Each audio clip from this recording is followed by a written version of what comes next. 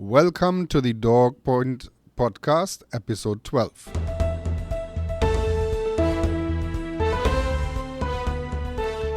Title for today is Where Has Common Sense Gone? And would I like to know that? Absolutely. Because you look around and you can see that it's very scarce these days. When you get a dog, you have a responsibility to that dog. Okay, you have to train it and guide it as it grows. You have to provide boundaries so that it can function in the real world.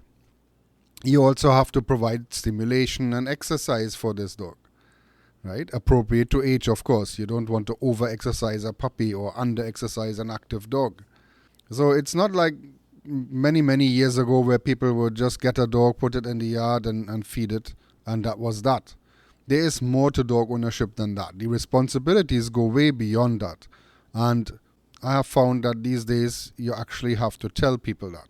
Because a lot of problem behaviors arise out of too much freedom too soon.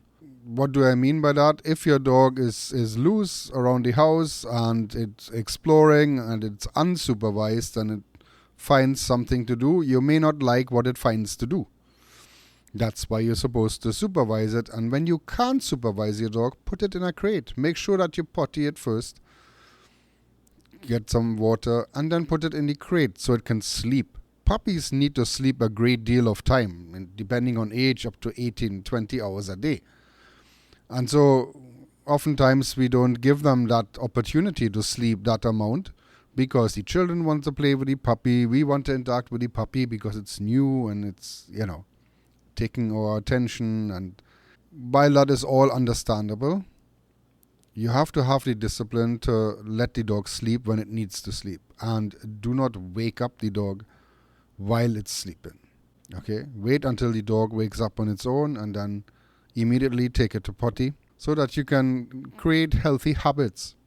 And to those who say, locking a dog in a crate or locking a puppy in a crate is cruel. Really? So when you have children, you put them in a crib, which is an enclosed thing.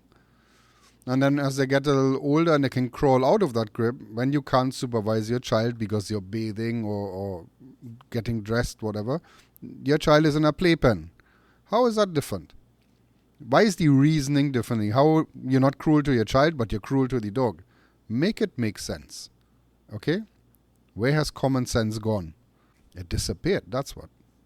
Crate training is very important.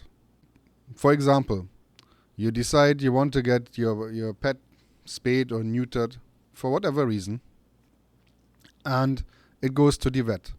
Where do you think the dog goes after the operation? The dog is not going to do recovery in your loving arms. The dog is doing recovery in a cage. And if you have never crate trained your dog, when the dog wakes up from the anesthetics, that is stressful enough for your dog. So you're going to add further stress to it by it waking up in a cage and has never had that experience before. Great. So that is what you call not cruel. To me, that is more cruel. But that's just me. I like to operate with some level of common sense. Giving a puppy structure helps tremendously. It also helps to avoid separation anxiety, for example, because it teaches your puppy or your dog that it is okay to be alone at times. There is nothing wrong with that. Absolutely nothing. You can get a nice, calm, balanced dog if you teach him that he doesn't have to get attention every second of the day. And of course, then there is the human factor where if you're not happy with your dog's behavior and you want to change it, then you have to change with it. You can't be doing the same thing you did before and expect your dog to behave differently. So for us as trainers, it's oftentimes quite easy to change the behavior in the dog while we're there. But then the dog is home with you doing the same thing that you've always done. And then the complaint is, the dog is not changing. Of course, it can't change. if you are not changing. If you don't implement the changes that were suggested to you by the trainer, then how could the dog change? He doesn't live with us, he lives with you, the dog owner. So if you want something to change, you have to change with it. Where has common sense gone? Oftentimes the problem starts with people choosing the wrong breed in the first place. Okay? You have to choose a breed that fits your lifestyle and your skill set. And if you want a dog that is beyond your skill set, then it's your responsibility to seek out help or learn that skill set so that you can handle your dog. Whether you take an online course, whether you engage the help of a trainer, those things are up to you, but the responsibility doesn't go away. You have to get that skill set. You also have to do some research on the breed beforehand and say, okay, what do I have to expect with this breed? How is this dog going to behave when it grows up? All those things. You can't just go, oh, it's cute, I want it, with no regard as to what happens after. How is that supposed to work? And of course, in the training industry, what happens a lot is that people get a dog that is beyond their skill set and then have to seek help. And then oftentimes the complaint is that the help costs money. Well, we didn't choose the dog for you. You did. You chose a dog that is way beyond what you can handle. Or the dog outweighs you. Whatever it is that's causing the problem. But you can't blame the person that spent years or decades honing their skills, gaining knowledge, taking courses, going to seminars, spending money in getting the skill set to teach you, and then blame them for what they're charging. At the end of the day, you chose the dog. They did not. And when you did acquire the skill set, you have to put it into practice daily. It is not just enough to know it, you have to also implement it. And the easiest way of doing this is to incorporate commands into your everyday life. Do a place command while you're in the kitchen, cutting up something, or while you're bathing, let the dog go to place and stay there. The place command is a very underestimated command. Teaching a dog to remain in one place and not move away from that place, no matter what happens, is a super useful tool. And people don't give it enough attention. So your dog goes down and could stay there for 2 minutes. Yeah, my dog knows down. No, it doesn't. He has the patience of a split pea if it's only lasting 2 minutes. You have to teach your dog that it has to stay there up to at least an hour, whether you're in the room or in the next room or temporarily outside, taking something from the car or whatever, bringing in groceries. The dog has to stay in place, no matter what. And you have to practice that and train that until he does. Anything less than that is not appropriate. You also have to address unwanted behavior in your dog. And again, don't blame the dog. The dog is behaving like a dog. It's happy to see your friends coming over, and so it jumps on them, wagging the tail. So if you don't want the dog to jump, you have to then stop the unwanted behavior. And like with most unwanted behaviors, you teach your dog that you don't tolerate it. So you put the dog on a leash, you can give him a tug on the leash sideways and tell him no. And then, of course, when the dog sits and does the right thing, then you reward with food or whatever reward you give your dog, a treat, hot dog, whatever it is. And teach him, yes, this is what I want. The one before, I don't want. I don't want you to jump, but when you sit to greet people, that is appropriate. So you give the dog a choice, and the dog chooses that this one is the nicer one of the two. So he would want to do it more often, and he wants to replicate it. And if you practice that often enough, it becomes a habit. And once it's a habit, you solve the problem. See where I'm going with that? It takes time, but you have to put in the work. The trainer teaching the dog not to jump teaches the dog that he can't jump on the trainer. So when the trainer comes for a session and the dog comes to the dog greeting him, the dog will sit and wag the tail and is all happy and does the right thing. But when Joe Blow comes over for a beer, the dog is jumping all over him because you, the owner, never taught the dog that applies to everybody, not just the trainer. Puppies growing up tend to explore with their mouth as well. So they will be play biting your hand or your ankles, because that's what puppies do. They bite the loose skin around the neck of their litter mates or even the adult dogs. They grab a foot and then run off afterwards to invite the other dog into a game of catch and play. So they will do the same thing with us. And it's okay to initially, when they're small puppies, to somewhat, ignore it or not put yourself in a position where they will do that. But as they get older, they have to learn, okay, enough of that. You can no longer do this. Okay, so you have to teach them not to. Puppies are teething from 4 to 6 months. The teething causes pain. Chewing eases the pain. So they will chew on anything that they can get their teeth on. How do you solve that? By supervising them. Put them on a leash. Walk through the house with them. And if they interfere with anything they're not supposed to, you give them a little tug on the leash and tell them no. This dreaded word that is now, put into some register of unwanted things in life. The word no. Oh my God. Don't tell the dog no. Don't cause any stress by telling the dog no. Bullshit. Tell the dog no. You don't get to chew on my table. You don't get to chew on my chairs or my furniture. And the dog will understand and will stop it. And when he does, you can reward him. Again, common sense. It's not that hard. You also have to work on impulse control. What do I mean? If your dog has high prey drive, you want to make sure that your dog knows how to behave when it sees a squirrel, for instance, or a lizard. So you put the dog in a position where the dog can see one of those prey animals and is on a leash. And then when they want to go after it, you give them a little correction and tell them, no, you don't get to go after this. And when they see it scurrying away and they remain in a sit and look at you instead of the squirrel, then you can give them a treat. Again, you provide two choices. One that they're going to like and one they're not going to like. They will gravitate to what they like and they will move away from what they don't like. Basic biology. Okay, that goes for any living creature, regardless of what some people want to say. Right?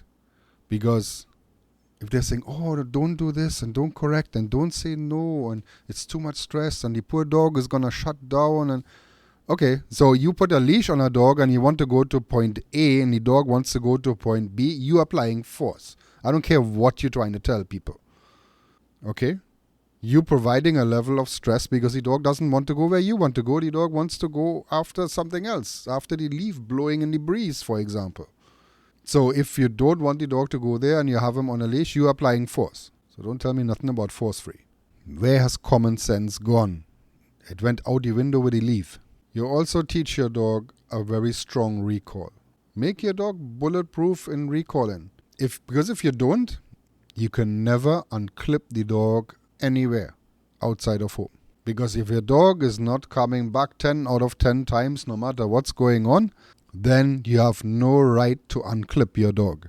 And I'm going to say it again for the ones in the back of the class. If your dog does not come back to you when called, regardless of what's going on, you have no right to unclip your dog.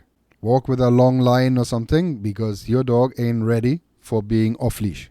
Just look at the dog parks. As somebody called them mini doggy fight clubs. Right? Just because your dog is friendly with other dogs does not give you the right to unclip your dog and let your dog run up on other dogs and shout behind it, oh, it's okay, he's friendly. You don't know if another dog now comes out of surgery and is recovering and is the first time out in the open again. You don't know if the other dog was previously attacked by another dog and is now super defensive and reactive as a result of it. Or your dog, friendly as it is, running up on another dog can make an innocent dog reactive, who was not reactive before. It's just a stupid thing to do. And it's a very entitled thing to do. Unless your dog has a strong recall, do not do that. Common sense, again. Where has it gone? It left an entire generation. Another point of dog ownership that is oftentimes neglected is play a lot with your dog. Have fun with your dog. Whether that is a game of tug or fetch, get animated. Don't just stand there like a robot and throw the ball over and over. Fake a little left, fake a little right, and then throw something. Make your dog have fun while playing with you. I can guarantee you it strengthens the bond with your dog, and you can have no end of fun with your dog. It also makes your dog listen much better because the dog wants to be around you and wants to interact with you and wants to do things. And then all of a sudden you have this toy in your hand and you're playing with your dog and your dog is really into the game, and you hold it up a little bit and you ask your dog for a sit. The moment he does, throw it. You just had a mini obedience session while playing. So the dog associates commands with having a lot of fun. You can do the same with that down and other commands. Training sessions don't always have to be dry and rigid and militarized. You can have fun with your dog while teaching your dog something at the same time. And the stronger the bond with your dog, the more your dog trusts you, the better. There is no too much of that. Because the more your dog trusts you and bonds with you, the more reliable your dog will get too when you give it a command. Should be common sense, right? But as we know, common sense is not so common anymore. And those that say a dog should never be under any kind of stress. A certain level of stress is part of life. You ever wrote an exam? You ever had a driving test? All those things are stressful, yet we do them. Hands down, no questions asked. And what happens as a result? We get more freedom. We get to drive instead of walk or ride a bicycle. We get to drive a vehicle. We can go further. We can explore further. We can do more things. More freedom. So if I'm teaching a dog that he has to come back no matter what, I can now give this dog more freedom by unclipping the leash and allow him that freedom that he's looking for, where he can run and flex and then immediately come back when called. Certain level of stress is just part of life. There is no creature on this planet that goes through life completely stress-free. But there's people that want to feed the dog for every single thing it does and then behave like giving a dog diabetes is not stressful because the dog is big and fat from all the cookies that it got. Even putting a leash on a dog is a form of stress. But if you associate that little bit of stress with the right thing, then your dog is happy to be on a leash. Even if it's on a collar. Oh my God, what do you mean you don't have a harness on your dog? No, leash is attached to a collar. Taking a dog in a small, stressful situation and help the dog master it and get out of it by making the right choice also produces some level of stress resilience, where the dog is equipped to handle certain level of stress. And how that works, we see now with a lot of humans that grew up where everybody gets a trophy and there's no stress and there's no this and there's no that, and now people can't handle the slightest bit of stress and shut down because of it. Whereas people born a decade or two before can handle a lot more stress. Why is that? That is the question that has to be asked. Why is that? I'm not saying put undue stress on a dog or abuse any dog, by no means at all. But let common sense prevail. I grew up in the 70s into the 80s, where a lot of things were, when it came to dog training, a lot of it was compulsion. And I've always found that it was a little too hard on the dogs. And then the positive reinforcement training came, and that is great, but it didn't fix everything. And so we've adopted a healthy mixture of the two, some compulsion and positive wherever possible, which is over 95% of the time, and then do correct when needed. And it has worked for decades, has produced great dogs, happy dogs, and it continues to do it. But some people want you to believe that in doing this, you are a cruel person and you're an asshole and you shouldn't be doing this. You must never put stress on a dog. Some people go as far as, you must ask the dog's consent before you can train it. Well, yes, as we say here in the Caribbean, we reach, right? It's common sense gone completely there. Give me a break. Apply some common sense in what you do, and you and your dog will be fine. A lot of people don't even know what they're causing in dog parks. It's amazing. You can ask 100 trainers and 99 trainers tell you a dog park is a really bad idea. And yet people go that and they love the parks and until something happens and their dog gets mauled. Then all of a sudden, it's everybody's fault but their own. As I said earlier, it's okay, he's friendly. That is not a recall command. And one thing I want to add when it comes to training. Training is a process. Duration of the process depends on a few things. It depends on your dog's intelligence. It depends on the owner's intelligence. It also depends on how consistent owners are when applying the training. There is no shortcuts in training. If you want to get results fairly quickly, you have to work diligently on achieving them. That means as a dog owner, you have to be able and willing to make changes to your life in order to train your dog. The trainer can just show your dog what to do and show you what to do. But after that, you have to implement it. The real work is with the other end of the leash. Teaching the dog is a lot easier than teaching the owner because the dog understands. You say, yeah, sure, okay, yeah, why not? I'll do it. The owner, but why should I do this and why should I do this? I find this inconvenient. There's 1,000,001 excuses not to do something, knowing fully well it will help the dog. Some people have the impression that you call in a trainer, they do all the work and then the dog magically listens to them. That's not how it works. It has never worked that way and it won't work that way. You have to do work. You have to work with your dog. There's no way around that. At least if you want your dog to listen to you. And that includes other family members too that live in the same household with the dog. If you want the dog to listen to them too, they also have to work with the dog. Because a dog knows which person he can get away with what. So unless everybody does the same thing, you're going to get varying levels of obedience. And not because your dog has learned a few commands, the dog is finished with training.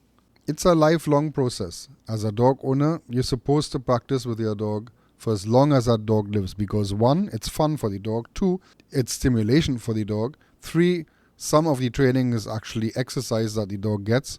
And 4, there's always better. It doesn't matter how old a dog gets, he can always improve on how he behaves. There's always better. I don't know any trainer that stops working with their dog because, he knows everything, I'm done. No. They keep working with their dogs all the way until the dog physically can't do it anymore. That's how it's supposed to be. Where has common sense gone? I hope this episode will help some people regain some, find it, and then more importantly, implement it. There is so much information out there. A lot of good information. But there's also a small group of people that want you to believe they are the only ones that have the key. They are the only ones that know what to do. They are the only ones that do it right.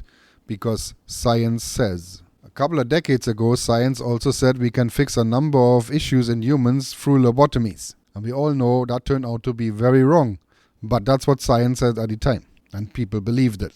The science that they're talking about is a cherry-picked small piece of science and a bunch of half-truths. There is a reason why there are so many challenges out there that say, okay, if you come to my place and you take this dog out of the crate and walk 2 laps in the car park, I give you X amount of dollars. And those prizes are big prizes, $10,000, $20,000. In some cases even more. And yet nobody from this group has ever gotten that money or even tried. Why? Because they can't. They say they can, but nobody proves it. They say they can deal with very aggressive dogs, yet you can't see it. They have no videos of it. And I'm not talking about a dog that has a little barrier aggression or anything. No. I'm talking a full-on dominant, aggressive dog that they've never met. They will not train that dog. Their way is, something is wrong with this dog, so you need to medicate the shit out of it. Or, no, you can't even medicate this dog. This dog is so bad, you have to put him down. And then some other trainer comes along, takes the dog, teaches it some rules, and then is in a competition with the dog that was quote-unquote untrainable. Make it make sense. Too many dogs are being put down for behavioral problems in shelters because this small group of people failed them miserably. And there's more and more of those. I met some behaviorists that couldn't train anything that is heavier than 20 pounds. It's a joke. Don't fall for that. Train your dog with common sense. So keep on training, apply some common sense, and choose the right dog, acquire the skill set for that dog, and teach it. And you'll be fine. If anybody needs further info, check out my website, dogpoint.pet, and visit our Amazon storefront by clicking on the link Shop Now on our website. That's it for today. See you next time on the Dogpoint podcast.